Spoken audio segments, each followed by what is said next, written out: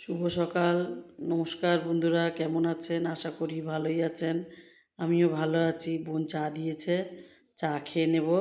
আর যেতে হবে বাজারে, নীলষষ্ঠী আজকে। বাজারে যাব, ঘরে শিব ঠাকুর আছে, পুজো দেবো। আর মেয়ের বাড়ি যাব, বাজার করে যাব মেয়ের বাড়ি। তারপর মেয়ে আবার আজকে বড় নাতির পরীক্ষা ছিল, ওইখান থেকে ওদের সবাইকে নিয়ে এখন বাড়ি আসলাম। বাড়ি এসেছি কটার সময়? 2টোর সময়। তারপর মেয়েকে বললাম তুই আগে চান করে নে, আমি ঠাকুরের বাসন টাসন ধুয়ে নিই, তারপরে তুই ছেলেকে দেখবি আর আমি চান করতে যাব। আর এখানে জামাই কিছুটা কালকে বাজার করে এনে রেখেছিল, আর আমি সকালবেলায় কিছুটা বাজার করে এনে রেখেছি। ছোটো নাতির জন্য বোন রান্না করে রেখেছিল, তাই খাওয়াচ্ছে। পরীক্ষা দিয়ে সেই টিভি নিয়ে বসে গেছে, ভাবছে এমন করছে মনে হয় 100তে 100 পাবে। আর কোশ্চেন পেপার এখনও দেখাইনি। আর বোন আর বড় নাতি খাবে হচ্ছে সেদ্ধ ভাত, আজকে ঘি দিয়ে আলু সেদ্ধ দিয়ে ভাত খাবে ওরা।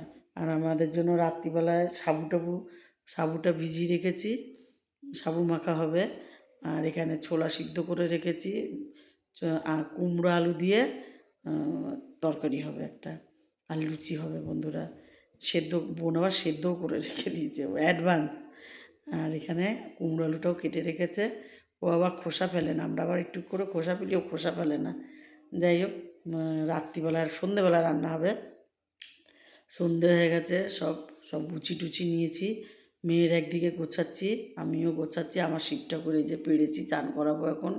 চান টান করিয়ে তারপরে ওনাকে সিংহাসনে বসাবো, সব সাজিয়ে গুছিয়ে। ঘরের ঠাকুরকেও দিয়ে দিলাম সব পরিপাটি করে পুজো দেবো বলে সব রেডি করছি। আর এখানে 5 পদের ফল এনেছি, বোটাওয়ালা আম এনেছি, এইসব দিয়ে তো পুজো দিতে হয়। ফুল ফল সবই এনেছি, পুজোটাও দিয়ে নিলাম। পুজোটাও ভালো মতন দেওয়া হয়ে গেল। মেয়ে বেরিয়ে গেছে পুজো দিতে, মেয়ে পাশের মন্দিরে গেছে। আমি বললাম মন্দিরে যেয়ে পুজো দিয়ে ও তো প্রত্যেক বছর ওই ফ্ল্যাটেই দেয় পুজো, ওদের ফ্ল্যাটেই মন্দির আছে। তাই এবছর এখানে এসতে বলে আমাদের পাশের মন্দিরে গেছে দিতে। আর আমি ঘরেই জল ঢালি। গপুর বাবা 3জনের জন্যই জামা কাপড় এনেছে নীল ষষ্ঠীর জন্য, গপুকে পরিয়ে দিয়েছি। আর আমরাও সবাই পড়েছি নীল, আজকে নতুন। আর এখানে পুজোটা দিয়ে বললাম চলো একটু বাইরে যাই সবাই। তারপরে এসে সাবু মাখবো। বড় নাতি এসে গেছে, ওর মায়ের সাথে গেছিলো, কখন সাবু মাখা হবে। তা এই যে দুধ দিচ্ছি এখন সাবুতে, 500 দুধ আগে দিয়েছি। আর এখান থেকে 300 মতন দিলাম, 800 মতন দুধ দিলাম। আর একটু রেখে দিলাম, লাগলে পরে দেব।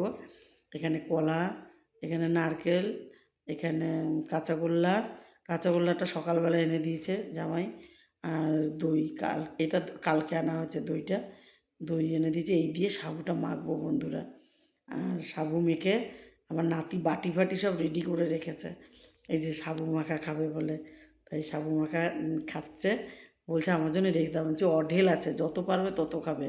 বলছে না না, লুচি আছে না, লুচি খাবো। আমি ঠিক আছে, জামাইয়ের জন্য রেখে দেবো, আমরাও খাবো। তা মেয়েকে বললাম তুই রাত্রিবেলায় লুচি খেতে পারবি কি না তোর শাশুড়িকে জিজ্ঞেস করে নে। তা মেয়ে আবার ফোন করেছিল, শাশুড়ি বলল না আমাদের লুচি খেতে নেই, তুই সাবু মিষ্টি খেয়েই থাকবি আজকে। তা বললো ঠিক আছে। আমি আবার আটা মেখে রাখা হয়েছে, পুরো মাখা হয়নি, ঢাকা দেওয়া হয়েছে, ঢাকা দিয়ে রেখে দিয়েছি। আর এখানে দুধটাও জাল দিয়ে নিয়েছি। আর আমি সাবু মাখতে মাখতে বোন কী করেছে, তরকারিটা বসিয়ে দিয়েছে। আজই ভালো হয়েছে, তাড়াতাড়ি হয়ে যাবে। আর তরকারিটা করে নিই তারপরে। আর তরকারিটা করে নিয়ে আমি বললাম ভাজা মশলার আমি পরিমাণ সব দিয়ে গেছিলাম, ও আবার ভাজা মশলা করে আবার গুঁড়িয়ে টুড়িয়েও রেখেছে। বললাম এটা এখন অনেক হবে, সবে জল ঢালা হয়েছে, এটা একদম গা মাখা মাখা হবে তরকারিটা। আর এটা কিন্তু একটু মিষ্টি মিষ্টি হবে, একটু চিনি দিবি। আর এই যে মশলাটা গুঁড়িয়েও রেখে দিয়েছে, তার যে ভালো হয়েছে। তরকারিটা হয়ে গেলে লুচিটা করে নেবো। আবার মেয়ে থাকবে না, মেয়ে আবার চলে যাবে রাত্রিবেলা, জামাই অফিস থেকে এসে মেয়েকে নিয়ে চলে যাবে। মেয়ে আর ছোটো নাতি যাবে, বড় নাতি আমার কাছে থাকবে। বড় নাতি কালকে চলে যাবে, কালকে মাছ যাবে তো কালকে ও বাড়িতে থাকবে। আর এখানে প্রথম লুচিটা বসিয়েও দেওয়া হয়েছে। এটা প্রথমে আগুনে দিয়ে দেবো। প্রথম লুচিটা আমরা খাই না, আর ব্রহ্মাদেবকে দিই, আগেই বলেছি। তারপরে এক এক করে দিয়ে দেবো। আর লুচি খাবে বড় নাতি, জামাই, আমি আর বোন। মেয়ে তো খেতে পারবে না, বললাম রেখে দেবো কালকে খাবি, কালকে সকালে খেয়ে নিবি। কেননা আজকে যখন শাশুড়ি না করেছে খেতে হবে না। এক এক করে লুচি সব ভেজেও নিলাম। আর বোনকে বললাম আমাদেরটা পরে ভাজবো, ওদেরটা আগে ভেজে দিই। তা বললো ঠিক আছে। আর মেয়ের তো খাওয়ার ইচ্ছা ছিল, কিন্তু কিছু করার নেই। আজ এটুকুই।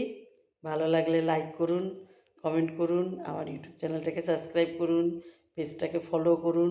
ভালো থাকুন, সুস্থ থাকুন, শুভরাত্রি।